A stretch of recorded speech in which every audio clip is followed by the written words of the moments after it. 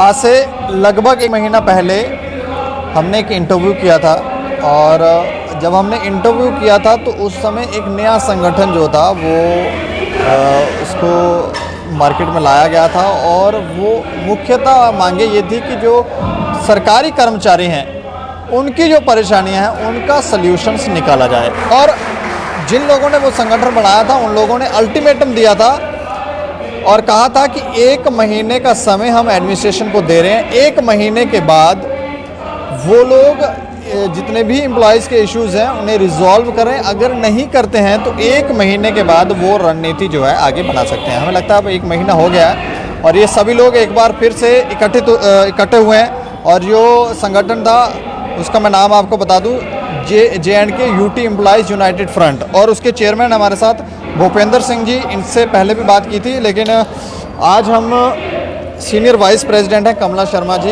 इनसे भी बात करेंगे। लेकिन पहले चेयरमैन साहब से बात शुरू करेंगे। अच्छा सर, 1 महीने का अल्टीमेटम आपने दिया था और मुझे याद है मैंने ही बात की थी आपसे, लेकिन वो 1 महीने के अंदर कोई मसला हल किया होगा इन्होंने?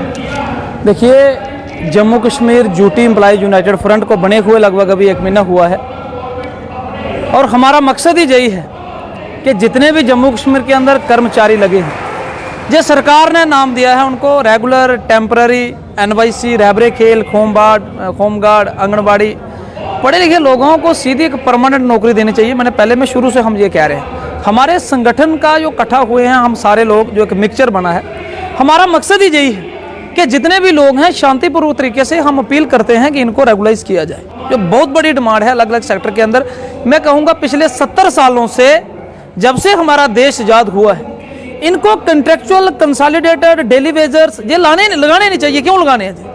अगर सरकारें इतनी बड़ी बड़ी बातें करती है, हमारे देश में कोई पैसे की कमी नहीं है, रियासत जम्मू कश्मीर में पैसे की कोई कमी नहीं है कि कोई पैसे के रिसोर्सेज नहीं है हमारे देश के पास, इनको रेगुलाइज करना चाहिए। इसी नीति पे हम काम करते हुए हम थोड़ा और टाइम ले रहे हैं इसमें।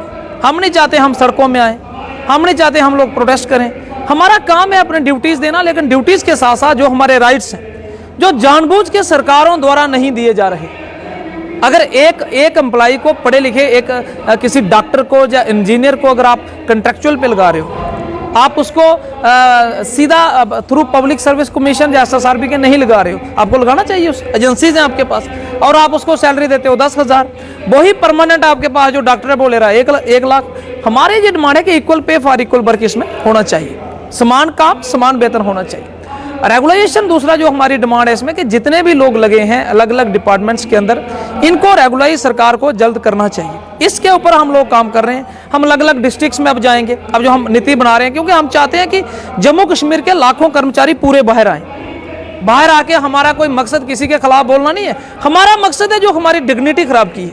जो पढ़े लिखे एक MA जब कोई करता है उसकी डिग्निटी उसको 1000 रुपये पे लगा देना है, जब कोई PhD करता है उसको NYC में लगा देना है, जब कोई डॉक्टरेट की डिग्री करता है उसको NHM में लगा देना है, मात्र 5,000 10,000 डिग्निटी जो इन्होंने खराब की है, हम इसको ठीक करना चाहते हैं और हम चाहते हैं कि जम्मू कश्मीर के जितने भी लोग हैं इनको रेगुलाइज किया जाए। तीसरी जो हमारी डिमांड है कि पुरानी पेंशन वो भी दिया जाए। जम्मू कश्मीर के मुझे लगता है बहुत से कर्मचारियों को ये समस्या भी पता नहीं होगी, क्योंकि जहाँ पे भी रिटायर भी मुझे लगता है कोई नहीं हुआ। जम्मू कश्मीर के अंदर 2010 के बाद पुरानी पेंशन को बंद कर दिया गया, जबकि ऑनरेबल MPs MLAs को पेंशन है।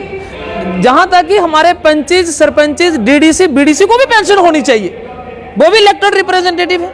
अगर MLAs ने अपने लिए पेंशन रखी है पुरानी, अगर MPs ने अपने लिए रखी है, और कर्मचारी जो 40 वर्ष काम देने के बाद उनके लिए पेंशन नहीं है। ये भी हमारी बहुत बड़ी लड़ाई है, आने वाले समय में चलेगी। और चौथी, केंद्र शासित प्रदेश बनने के बाद यहाँ के पे ग्रेड को इंप्लीमेंट किया जाए। इन मुद्दों को लेकर हम लोग आगे बढ़ रहे हैं, जे फ्रंट आगे बढ़ रहे हैं। और इसके साथ पिछले ही दिनों आपने देखा जो कोविड के समय में जो हमारे लोगों को लगाया गया जिसमें हॉस्पिटल्स में, और उसमें फिर अभी उनको डिसंगेज कर रहे, नकार रहे हैं, तो ये भी बड़ा गलत है कि उन लोगों को लगाना चाहिए और वो लोग अगर मेडिकल डिपार्टमेंट को उनको कंटिन्यू करना चाहिए। इस फ्रंट को लेके हम लोग आगे बढ़ रहे हैं और हम चाहते हैं शांतिपूर्वक तरीके से हम चलें, नहीं तो 30 अक्टूबर के बाद हम अपनी रणनीति जो है वो आगे तय करेंगे। अब 30 अक्टूबर तक चली गई है। पहले 1 महीने का अल्टीमेटम था, अब आपने थोड़ा और अल्टीमेटम इनको दे दिया है। देखिए, मैंने आपको पहले कहा कि हम कतई नहीं चाहते कि हम जल्दबाजी में सड़कों का फैसला लें, ऊपर से कोविड का समय भी है।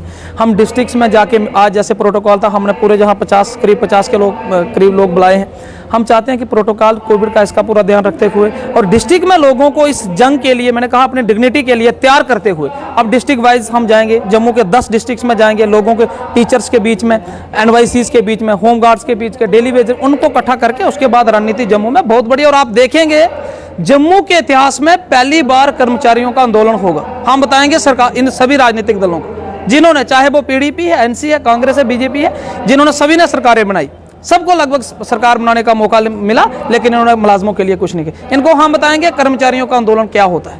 अभी थोड़ा इंतजार, मैंने आपको तभी कहा कि हम बड़े संयम से हम लोग चल रहे हैं। हम चाहते हैं कि हर एक वर्ग के कर्मचारी इसमें जुड़े और एक आंदोलन जो होगा जम्मू कश्मीर के अंदर वो ऐतिहासिक आंदोलन होगा और वो कर्मचारियों के हित में होगा।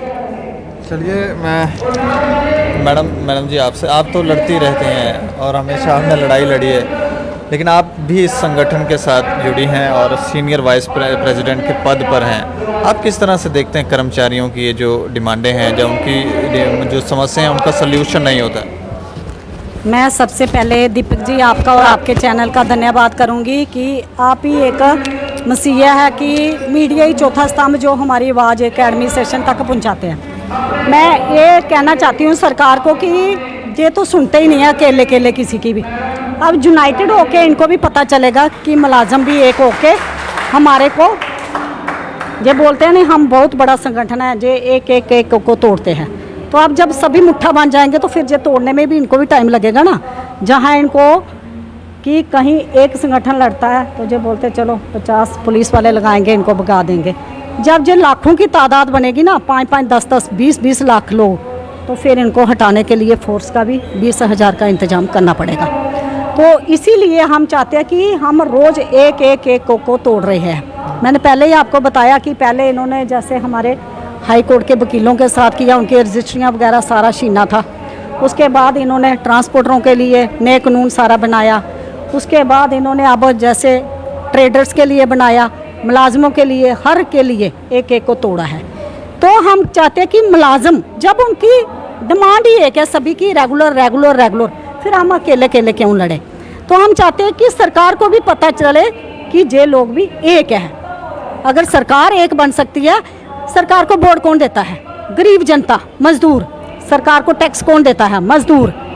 टैक्स वोट दे के हम सरकार को, जो घर की प्रॉपर्टी नहीं है इनकी, कि जो ये पार्लियामेंट के अंदर या असेंबली के अंदर बैठ जाते हैं, जो इनकी प्रॉपर्टी नहीं है, ये प्रॉपर्टी आम किसान की, आम जनता की, आम गरीब लोगों की, आम मजदूर की, जिनके टैक्स पे जे पड़ रहे हैं, जिनके टैक्स से इनको सैलरियाँ मिल रही है।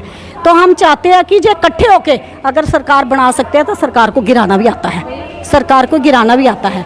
तो मैं कहना चाहती हूँ कि अब सरकार हमारे साथ जो भी कर रही है, हम कहते हैं कि अगर आपने एक एमएलए 6 महीने के लिए रहता है, उसको आप असेंबली डिसॉल्व हो जाती है, उसको आप पेंशन लगा सकते हो, उसको गाड़ियाँ, सुविधा, हवाई जहाज़ की, बच्चों की हर सुविधा मिल सकती है।